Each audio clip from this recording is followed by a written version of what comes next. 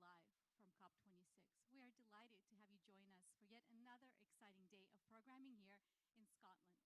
First, I'd like to share a few updates from the COP. On the COP26 agenda today is set aside for a break, giving us an opportunity to catch up on developments from the previous day. Friday's protests went global on Saturday with 250 mass demonstrations, as well as digital rally taking place across the world. Back in Glasgow, a follow-up protest saw 100,000 demonstrations march through the city center. Yesterday was also Nature Day at COP26, spotlighting agriculture, forestry, and other land use and their role in the global fight against climate change. British actor and UN ambassador Idris Elba was a star speaker in the Blue Zone, using the opportunity to highlight the role of small-scale farmers who produce 4/5 of global food supply and warn the climate change threat and the way the climate change threatens the aggregate food insecurity around the world. In other news, 45 countries signed a pledge calling for urgent action and investment towards sustainable farming practices. This statement underlined the need to protect nature as the way to absorb carbon in a way that a quarter of global greenhouse gas emissions come from farming, deforestation, and other land use causes. Moving out of COP26 today at the Climate Action Solutions Center, we hosted multiple of high-level workshops. The first workshop of the day, hosted by Clean Air Task Force, focused on kickstarting deep decarbonization hubs. Ms. Lee Back, International Director of Carbon Capture at the Clean Air Task Force, and Olivia Azeragdan, Commercialization and Policy Manager at Clean Air Task Force, are here to provide additional info. Thank you so much, both of you, for joining us today. Could you talk about the workshop and what were some of the key takeaways? What were some of the exciting factors that came out?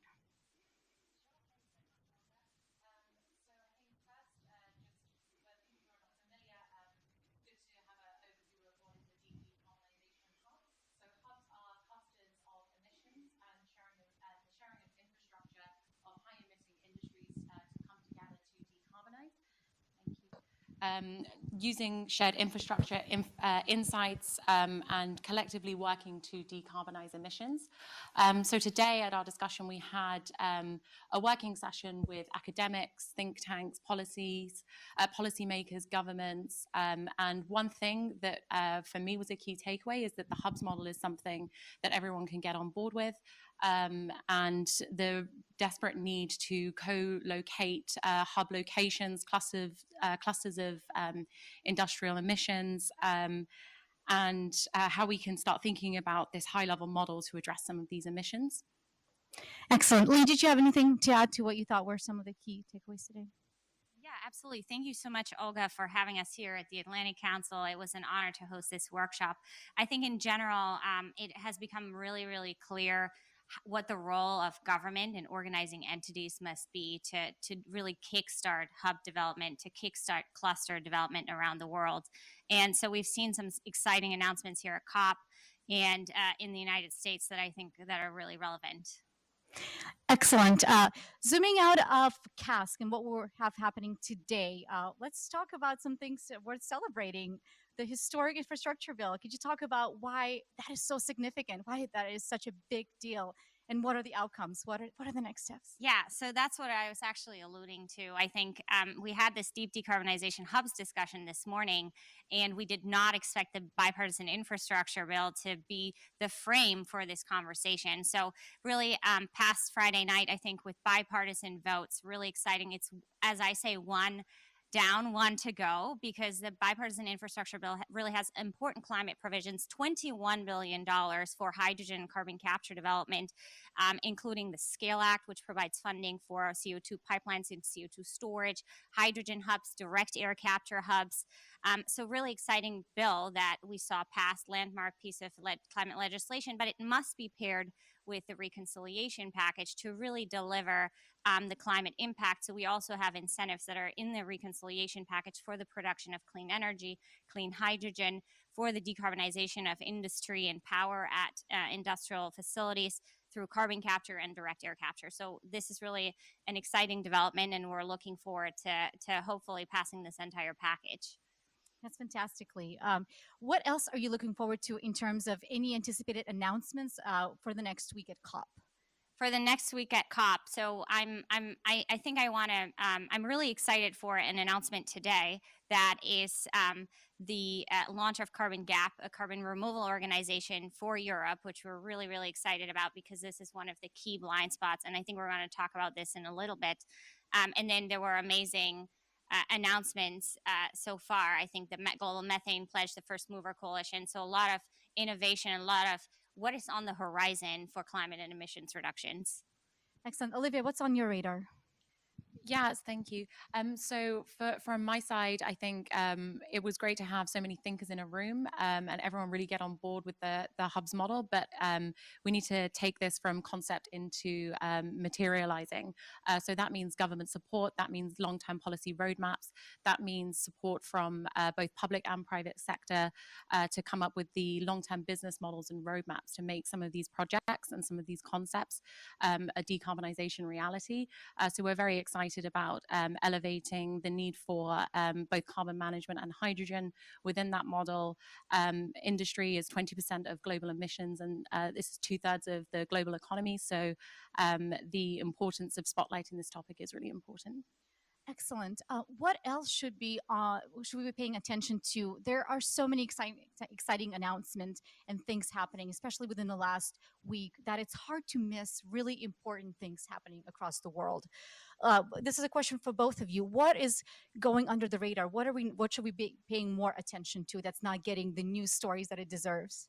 Yeah, certainly. I think 75% of emissions reductions are expected to come from technologies that are not yet mature. This is an International Energy Agency figure. So I think really thinking about what is the next generation of clean energy technologies that we need to commercialize to 2030 is something that we need to pay a lot of attention to. I think continue to raise ambition. This was the goal for this COP. We've seen Saudi Arabia announce net zero, Australia, so India, so really, really important movements, but we really need to keep pushing. So this isn't, I think from our perspective, a time to breathe, but we really need to figure out how can we deliver on commercializing the next generation of technologies, decarbonizing hard to abate sectors, and also making sure this is a just and fair transition. Absolutely. Yes, and from my side, I think it's important to recognize that a lot of these technologies do exist. It's just a matter of will, commitment, and financing, as well as the policy support to crowd in that financing. So elevating these technologies, listening to the scientists, listening to the experts that are telling, and also to the industries that are telling us what the tools are, what the methods are, and putting commitment behind those. Excellent. Okay, so let's imagine you're packing your bags, you're leaving COP. What is the next on your agenda? What are you thinking about for, like, what are the next steps? What are you really zoomed in on as soon as you're done with COP? Yeah, thanks for this question. I think, again, reconciliation bill, making sure we have the incentives to for clean hydrogen, clean electricity, renewables, carbon capture and storage in the U.S. I think in Europe, certainly hammering out Fit for 55, that work isn't done. And then continue to raise ambition and figuring out how we can really go to the next COP with a clear plan and clear action items. And I think the international learnings and international convening is very important. By deploying these projects, we get international proof points of what works. So continuing to have global dialogues around these demonstration projects and turning those demonstration projects into wide-scale asset transformation. Fantastic. Okay, my final question for you. In 1 to 3 words, how would you describe this COP that makes it slightly unique? Well, in person. That's perfect. And raising ambition and really kind of blind spot announcements. So this wasn't 1 to 3 words. So I will say methane, innovation, procurement, ambition. Love it. Thank you, Lee. And from my side, it's been energizing to be back around colleagues, around people, around from all over the world. And for me, the word energizing is imperative because we need an energized world that is also clean. So seeing that energy and that commitment to that goal and that recognition is really important. Fantastic. Well, Lee, Olivia, thank you so much. It's just an honor to speak with you today, and congratulations on all the fantastic work that you're doing. It is my pleasure to welcome our next panel, which will be led by Eli Mitchell-Larson, who is the launch director at Carbon Gap. Eli, floor is yours. Hi, Olga. Thank you so much. Well, yeah, we're very excited here at Blair Estate today. We've got a lot more content coming. Carbon Gap is a new not-for-profit focused exclusively on advocating for carbon removal. What do we mean by removal? We mean anything that takes CO2 out of the air and stores it safely. That could be in forests, in soils, in rocks, all the different means we have of removing carbon. So I have here two excellent guests who are going to be featured throughout the content that we have today. Our organization is launching, but we're also hosting a real, I would say, a brain trust of 40 folks who are experts on carbon removal from around the world who will be joining us throughout the day and actually co-creating. And so I have two of them with me here today. I'll start with Dr. Julio Friedman. Welcome, Julio. So Julio, you have a number of hats. I know you've been in the space for a very long time, and you've watched carbon removal, which is a theme that hasn't really reached the limelight yet, kind of work from nascency to maturity. And I think you often talk about this confluence that we're seeing now among finance, policy, and technology. What do you have to say on that and the sort of moment that we have now for carbon removals? Thank you, and delighted to be here. The scientific community 10 years ago recognized that carbon removal would be an essential component of reaching net zero, and now the world has caught up to that. And with that, we are seeing, in fact, a confluence of three very important things. One of them is the technology has matured a great deal. Not just the technology to do something like direct air capture, pulling CO2 from the air and oceans, but also the technology to monitor natural systems with satellites and so forth. And all of that is coming together at the same time that finance is coming together. And finance is coming together in part because of voluntary actions by large companies that have made net zero contributions, and by the focus of groups like the Task Force on Voluntary Market Contributions, which is really looking at trying to figure out how to bring money together to tackle these very difficult challenges. And the technology and the finance are both undergirded by very strong policy actions that have come together quite recently. Our last speaker, Lee, mentioned some of the bills that are coming through Congress now, but we're starting to see actions like a contract for difference mechanism in the United Kingdom, very high carbon tax in Canada at $170 a ton. If the reconciliation bill passes, it will have provisions that not only will pay for infrastructure, but provide revenues for people doing CO2 removals, as well as support in nature-based, engineered, and hybrid systems. And that confluence of technology, finance, and policy is how things have always changed. And so it's nice to see this coming together now. It makes me optimistic that by 2030, all of the key bits can be in place. Excellent, thanks. I'd like to now bring in James Mwangi as well, chair of Dahlberg, to join the conversation. James, you've been really thinking a lot about how we make carbon removal more of a global topic and something that lots of regions can really dig in on. I think there's certain narratives around the richer countries should be developing the technologies, they should be deploying them. Where's the room in that narrative for other regions to participate? I know you're launching a new initiative. I wonder if you could share a bit about that organization and how it ties into removals. Fantastic. Thank you, Eli. I'm working, as you said, on getting a new platform launched called the Climate Action Platform for Africa. And the underlying logic of that is twofold.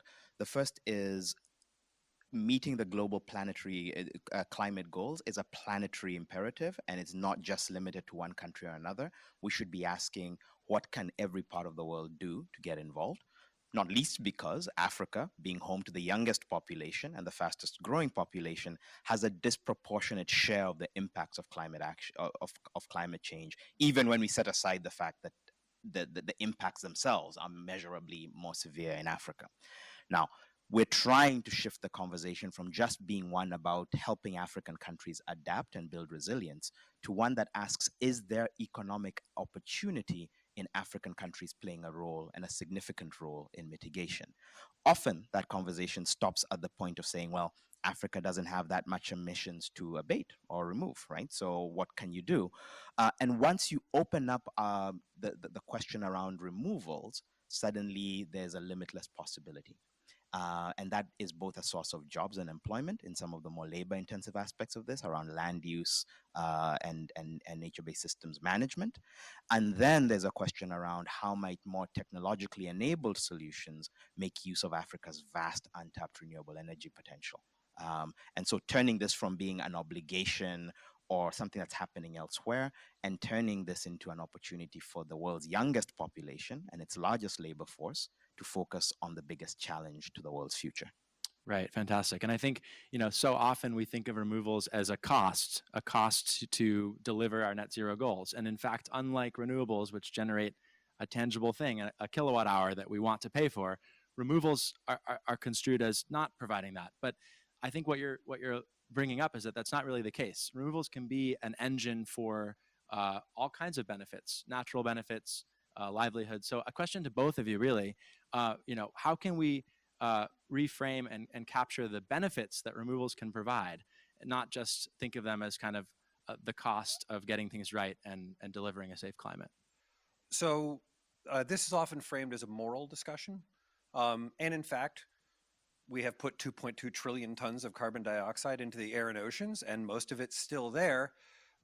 There is a moral obligation, I think, to remove the CO2 and to restore climate. That same proposition, 2.2 trillion tons is the biggest market of all time by a lot. And if we are pulling 10 million tons of CO2 out of the air and ocean using trees, using mangroves, using minerals, using direct air capture, that is a mammoth, very fertile market opportunity. And some of the best opportunities actually are in developing nations, because they have forestry resources, because they have mineral resources, because they have energy resources. So the question then is actually, how do you put that together in a just way? And in that context, an organization like Dahlberg or one like Carbon Direct might have something to say. Yeah, thank you, Julio, because, and I think if we double click on what some of those opportunities might look like, in the relationship with the land, too often I think we're caught in just playing defense. What is the minimum amount of livelihood we can allocate to indigenous peoples or smallholder farmers that will let them keep the forest at the level that it's at right now? Instead, we should be saying, how do we make the expansion of some of these biomes something that's economically valuable and that they're doing as much as they possibly can? How do you incentivize a smallholder farmer to actually think about the amount of carbon their land is sequestering as an active thing that they're managing, they're getting more expert at, they're getting innovative at? That's a labor-intensive side of this. But there's another side of this. In a lot of African countries in particular, and I'll focus on Africa, but I think this is true in a lot of other developing countries, part of the reason why you don't have mass energy access is you can't get bankable energy projects done because there's no use for the energy. Bringing energy intensive carbon removal technologies to these countries basically gives you a base industry that can absorb every additional kilowatt hour you build. And that, oddly enough, just accelerates the build out of essentially limitless renewable energy reserves that some of these countries have. Well, it sounds like a no-brainer, because so many of these goals seem directly aligned with existing development priorities. If we can increase yields from farmers by adding carbon to the soil, we're also removing carbon. As you say, if we can build more energy production, energy access in some of these countries, we can actually have additional benefits. Julio. Well, as again, another example of a double click, some of the technology has moved along quite quickly. For example, pyrolysis technology. So you can take waste biomass like crop residues, which are in fact a health hazard in many developing countries, harvest those and not only convert it to biochar, which is a soil amendment, which will hold soil, but you can actually make clean cooking fuels at the same time. We have to reimagine these things and say, well, what's the state we want? How do we help people get there? And in point of fact, I think there is an enormous market developmental wealth creation opportunity in CO2 removal, which, among other things, would also, I think, serve to redress some of the climate injustice, some of the historical climate obligations in a way that's very straightforward. Fantastic. Before I hand it back to Olga, I just wanted to say, do you have any, what are you excited about for the rest of the day? We're going to be spending quite a few hours talking about removals. What excites you about what lies ahead, and what are you hoping is included in that discussion and we make sure that we cover? I think even in this conversation and listening to you, Julio, and some of the conversations with you, Eli, and even some of the earlier comments, what's really exciting for me is that the removals conversation moves from one around managing downsides and around how, some serious opportunities to do proactive interventions. And that's where the opportunity to create prosperity, the opportunity to create dignified livelihood sits. So that's exciting to me.